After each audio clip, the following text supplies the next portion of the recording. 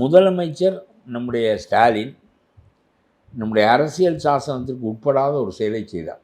குற்றவாளி என்று சிறைக்கு போன செந்தில் பாலாஜியை சிறையிலே வைத்து மந்திரி ஆக்கினார். கவர்னர் சொன்னார், ஒரு குற்றவாளியை எப்படி நான் பதவி பிரமாணம் குற்றவாளிக்கு செய்து வைக்க முடியும் என்று கேட்டார். அது என்னுடைய முன்னுரிமை, நீங்கள் செய்யாவிட்டாலும் நான் அவரை மந்திரியாக ஆக்கியே தீர்வேன் என்று மந்திரியாக ஆக்கினார்.